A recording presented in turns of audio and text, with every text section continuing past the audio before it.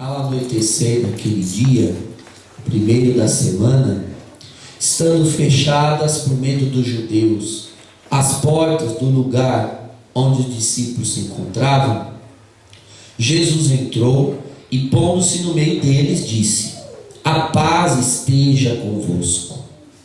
Depois dessas palavras, mostrou-lhes as mãos e o lado. Então os discípulos se alegraram por verem o Senhor. Novamente, Jesus disse: "A paz esteja convosco. Como o Pai me enviou, também eu vos envio." E depois de ter dito isso, soprou sobre eles e disse: "Recebei o Espírito Santo. A quem perdoardes os pecados, eles lhes serão perdoados. A quem os não perdoardes, eles lhes serão retidos." Tomé, chamado Dídimo, que era um dos 12, não estava com eles quando Jesus veio. Os outros discípulos contaram-lhe depois: "Vimos o Senhor." Mas Tomé disse-lhes: "Se eu não vir a marca dos pregos em suas mãos, se eu não puser o dedo nas marcas dos pregos, e não puser a mão no seu lado, não acreditarei." 8 dias depois, encontravam-se os discípulos novamente reunidos em casa, e Tomé estava com eles. Estando fechadas as portas, Jesus entrou, pôs-se no meio deles e disse: "A paz esteja convosco." Depois disse a Tomé: "Põe o teu dedo aqui e olha as minhas mãos.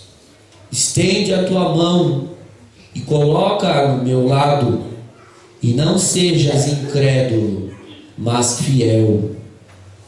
Tomé respondeu: "Meu Senhor e meu Deus." Jesus lhe disse: "Acreditaste porque me viste? Bem-aventurados os que creram sem terem visto." Jesus realizou muitos outros sinais diante dos discípulos, que não estão escritos neste livro, mas estes foram escritos para que acrediteis que Jesus é o Cristo, Filho de Deus, para que, crendo, tenhais a vida em seu nome. Palavra da salvação. Glória a vós, Senhor. Vamos sentar-nos. Esse segundo domingo da Páscoa, que encerra a 8ª de Páscoa, foi proclamado pelo Papa São João Paulo II como o domingo da misericórdia. Nós ouvimos que a palavra misericórdia ela é evocada na oração da coleta que nós fizemos antes da primeira leitura. Ó Deus de eterna misericórdia. A misericórdia, irmãos, consiste em amar alguém por causa da situação miserável em que este alguém está. A própria palavra misericórdia na nossa língua portuguesa é a junção dessas duas palavras no latim: miserere e cordis, o coração na miséria, pôr o coração na miséria do outro. Nós, por exemplo, não amamos a Deus com misericórdia, porque não há miséria em Deus. Não é possível que eu tenha misericórdia para com Deus. Nós amamos a Deus, mas amamos com uma outra forma de amor, chamado amor caridade. É aquele amor pelo qual eu amo o outro porque o outro é valoroso, não porque o outro tem alguma miséria. Essa é a distinção do das duas formas do amor perfeito. O amor perfeito, o amor ágape, ele se manifesta ou como misericórdia ou como caridade. Nós amamos a Deus com uma caridade espiritual. Porque essa palavra caridade se desgastou e as pessoas entendem que a caridade é amar o outro na sua miséria. Na verdade, amar o outro na sua miséria é misericórdia. Nós amamos a Deus com amor, caridade. Mas Deus, ao nos amar, só pode nos amar com misericórdia. Todo o amor que Deus tem pela humanidade é pura misericórdia, porque todos nós somos exatamente isso diante de Deus: miséria. Não há uma criatura que não seja miséria. Justamente por isso que todo o amor de Deus pela humanidade é por si só misericórdia.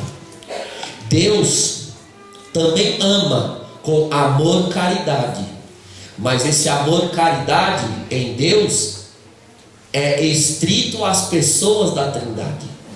O Pai ama o Filho no Espírito Santo numa eterna caridade. Mas quando Deus sai de si para amar os homens, ama com misericórdia. Nós temos a impressão de que no Evangelho de hoje é Tomé que vai colocar a mão no lado de Cristo. Mas é o contrário. É Cristo que vem tocar em Tomé com o seu lado. Não é Tomé que estende a mão ao lado de Jesus. É Jesus que põe o seu lado nas mãos de Tomé, para que Tomé creia.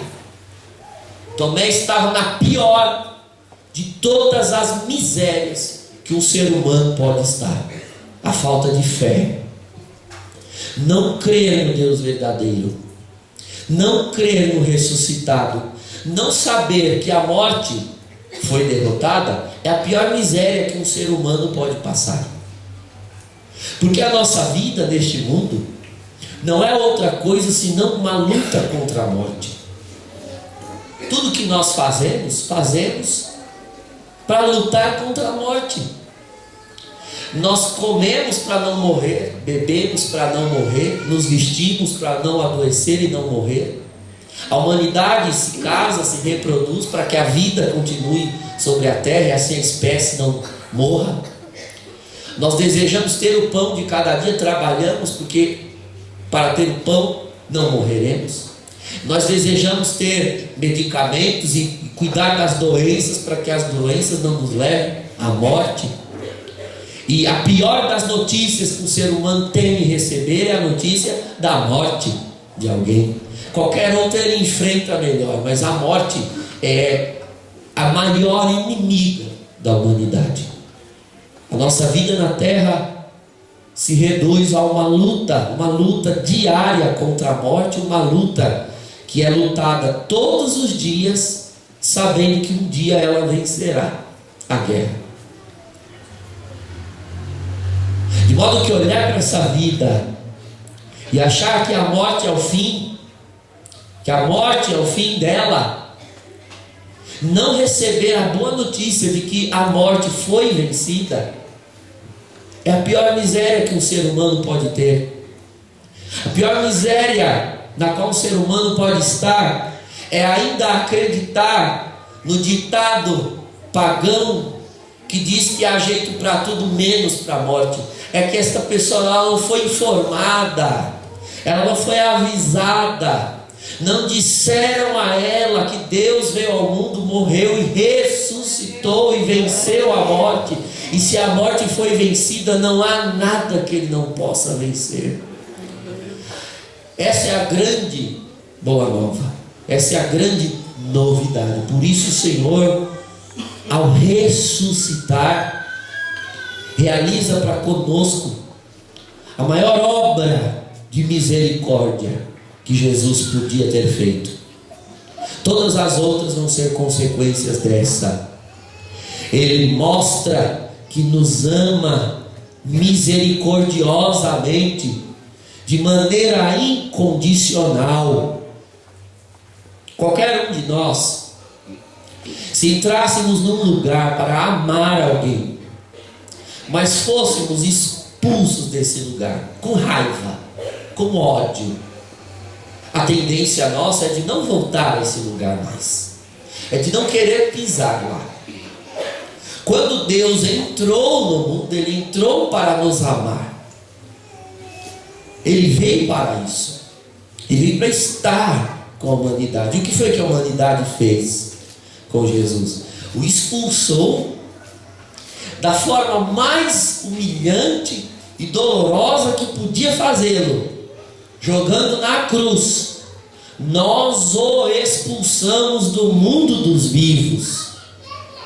Mas no dia da ressurreição, é como se Ele estivesse dizendo: pode me odiar, pode me desprezar e pode inclusive me expulsar do mundo dos vivos. Eu volto, porque eu vim para estar convosco, porque eu vim para estar no meio de vós. E não adianta me expulsar, eu vou insistir em estar no vosso meio. E mais, voltando ressuscitado, volta de uma forma que não pode mais ser expulso, porque Ele já não morre mais, diz a carta aos Romanos.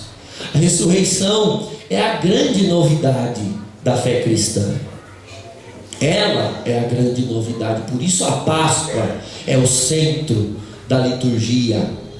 Porque se você reparar em outras religiões, todas têm uma narrativa de nascimento de um grande profeta, uma narrativa da perseguição de um eventual profeta, inclusive a morte dos seus eventuais profetas. Mas todos os protagonistas de outras religiões foram perseguidos, mortos e estão lá. Jamais houve a pregação de que um deles tenha voltado dos mortos.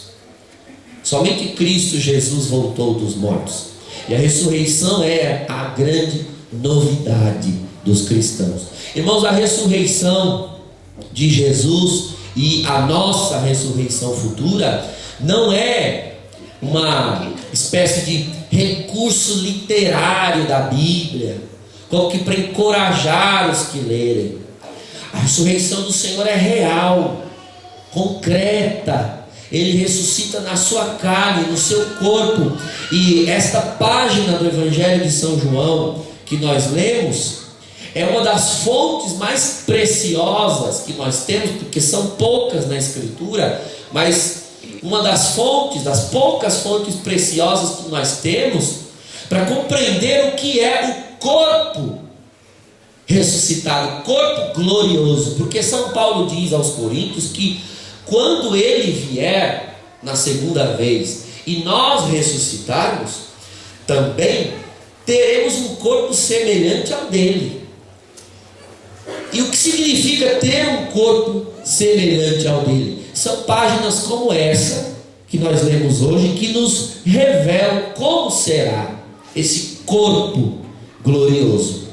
Por duas vezes o Evangelho ressalta, por exemplo, que os apóstolos estavam a portas fechadas e Jesus entra. Não é a primeira página do Evangelho de São João que diz isso. O começo do capítulo 20 diz, na primeira aparição, que também as portas estando fechadas, Jesus entrou. Ora, que tipo de coisa entra no lugar a portas fechadas? Um fantasma? E foi o que pensaram os apóstolos, é um fantasma. E então o Senhor estende a eles a mão e diz: toquem aqui e vede, um fantasma não tem carne e nem ossos, como estáis vendo que eu tenho. Como é possível um corpo de carne e osso entrar num lugar a portas fechadas, como que atravessando paredes? Um corpo, irmãos, que já não está limitado ao tempo e ao espaço. Um corpo que está acima, que embora seja de carne, não é apenas carne, mas também é espírito, algo que não cabe na nossa mente. Mas o corpo do Senhor, embora seja verdadeira carne humana, é verdadeiro Espírito de Deus, é verdadeiramente glorificado. E isso justifica o porquê da presença física de Jesus em todos os tabernáculos da terra, em todos os sacrários da terra. E isso justifica a presença de Jesus em cada hóstia consagrada, porque cada hóstia consagrada é Cristo todo. Cada hóstia consagrada é Ele plenamente. Na fila da comunhão você não ouve o dedo de Cristo, a unha de Cristo, o pé de Cristo, o joelho de Cristo, não é feijoada. Cada um recebe Cristo todo inteiro. E como é possível que um corpo humano esteja todo inteiro, fisicamente, em todas as igrejas do mundo, e não só, mas em cada uma dessas igrejas, presente todo inteiro em cada hóstia consagrada? Porque é um corpo carnal, físico, mas é espiritual ao mesmo tempo, e pode estar onde Ele quiser estar, e pode ocupar o espaço que Ele quiser ocupar. É esse corpo glorioso que nos aguarda. É esse corpo glorioso que teremos, e por isso a fé cristã tem reverência para com o corpo humano, valoriza a santidade do corpo. Por isso não é banal aquilo que se faz com o corpo. O corpo deve ser considerado como templo do Senhor e, portanto, sagrado.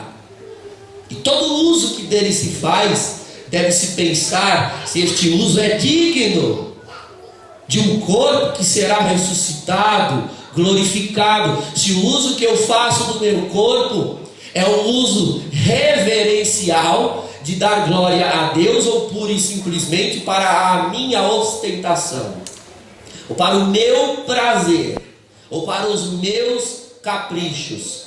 Por isso os cristãos não usam o seu corpo como um recurso de luxo, realizando nele todo tipo de incisão, de tatuagens, piercings, ou não presta o seu corpo à prostituição, à depravação, ou uma vida fora dos sacramentos, porque este corpo é receptáculo, ele receberá a maior glorificação que uma criatura pode receber, e por isso deve ser tratado desde já como tal. Esta é a sacralidade cristã que se refere ao corpo humano. E por fim, irmãos, se repararam bem, a liturgia de hoje ressalta para nós que a experiência com o ressuscitado é feita no dia que o Senhor fez para nós. O dia que o Senhor fez para nós é o que menciona São João no início desse evangelho. Esse evangelho que nós lemos, essa tradução que nós temos do lecionário, ela não está correta, porque lá no texto grego original está diferente. O evangelho diz assim: ao anoitecer daquele dia, o primeiro da semana. Não é o que está escrito lá. O que está escrito é o primeiro dia após o sábado. É um detalhe mínimo, mas ele faz toda a diferença. O primeiro dia após o sábado. São João quer deixar claro que o dia de tocar, experimentar, ver o ressuscitado é aquele dia depois do sábado. O sábado é o sétimo dia, o dia em que Deus descansou e deu a ordem que a humanidade descansasse. Qual era o intuito do descanso sabático, do descanso do sábado? Deus, diz o livro do Gênesis, descansou para contemplar tudo aquilo que criou. Agora me diga, se tudo aquilo que Deus criou em 6 dias para contemplar no 7º, tudo aquilo foi destruído pelo pecado, tem sentido parar no sábado para contemplar uma obra destruída? Deus se levantou do seu descanso do sábado. E qual é a obra que foi destruída durante o descanso sabático de Deus? O ser humano. Adão foi destruído pelo pecado. O barro foi destruído, o barro foi quebrado pelo pecado. Mas a carta aos Romanos diz no capítulo 6 que Cristo é o novo Adão, Ele é o novo ser humano que agora sim, no dia da ressurreição, se levanta e se levanta pronto, acabado, terminado, glorificado como Deus sonhou desde o princípio. Então agora o dia do ressuscitado é o dia depois do sábado, é o 8º dia. Não é o primeiro dia da semana, é o primeiro dia depois do sábado. Nós fomos inseridos pelo batismo, nós somos introduzidos numa nova história de uma nova criação, novo céu, nova terra. O que era velho passou, tudo se fez novo, de modo que agora os cristãos se alegram e exultam no dia que o Senhor fez para eles, o 8º dia, o dia depois do sábado, o dia depois do descanso. Irmãos, por isso é precioso o domingo para um cristão. Não troque o domingo por nada, e não considere o domingo um mero preceito, uma mera norma imposta. Se você não compreendeu o amor que o cristão tem pelo domingo, está na hora de aprender. É o dia do Senhor, não é nosso. Ele fez para nós, mas Ele fez para nós para que nos alegremos e nele, no Senhor, nós exultemos. Ele fez esse dia para o encontro conosco, não fez para outra coisa. As outras coisas vão ser acrescentadas, porque diz São Mateus que quando se busca o reino de Deus, as outras são acrescentadas. O descanso do domingo é acréscimo, o lazer do domingo é acréscimo, o passeio do domingo é acréscimo, é saudável, é bom, é santo, é necessário também. Mas tudo isso sem a casa do Senhor, sem a palavra, sem tocar o ressuscitado, é condenar-se à miséria da falta de fé. Porque Tomé faltou, Tomé não estava no dia depois do sábado em que o Cristo apareceu, e eles disseram: nós vimos o Senhor. Ele: não, se eu não ver, se eu não tocar, eu não acreditarei. O Senhor passou e ele perdeu a oportunidade, irmãos, de tocar no Senhor, de tocar no ressuscitado. Estavam todos lá.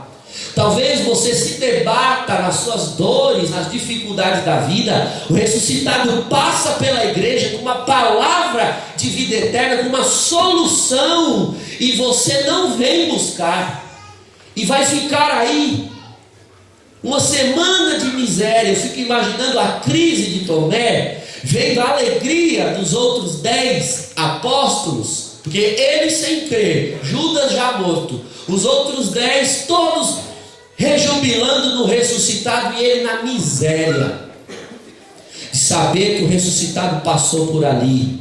Imagine você receber a notícia de que Deus mandou na igreja no domingo uma palavra poderosa, e você ficar se lamentando a semana inteira por não ter estado lá. E mesmo que você ouça uma gravação depois, não é a mesma coisa, porque aqui se ouve a palavra e se come a palavra, e se bebe a palavra, e se toca na palavra no altar.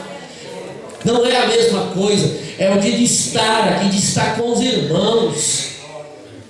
Como disse a primeira leitura, os cristãos tinham temor ao dia do Senhor, tinham temor à palavra. E se Cristo não vale uma hora do teu domingo na semana, me desculpe, irmão, Ele não vale nada na sua vida. Se não vale uma hora, Ele não vale nada. Consagre o teu domingo, consagre ao Senhor. Ele é o primeiro dia da semana, como disse aqui o Evangelho, também. É o primeiro, mas ao mesmo tempo é o último, é o alfa e o ômega, porque é o dia do Senhor, e o Senhor é alfa e ômega. Isso vamos pedir ao Senhor fidelidade, e que todo domingo se encontre misericórdia na casa do Senhor. Hoje, no final, nós vamos abençoar as estampas da misericórdia, essas estampas que foram confeccionadas sob inspiração das aparições de Jesus misericordioso a Santa Faustina Kowalska, para a qual ele disse: onde estas estampas da misericórdia forem veneradas, a minha misericórdia estará lá. Se a tua casa deseja misericórdia, então que você leve essa estampa e venere todos os dias de coração, e que essa estampa lembre a você, ao olhar para Jesus, você ouça dele ao olhar para ela: eu te espero domingo na minha casa, para falar ao teu coração, para alimentar a tua alma com pão celestial. Em nome do Pai, do Filho e do Espírito Santo.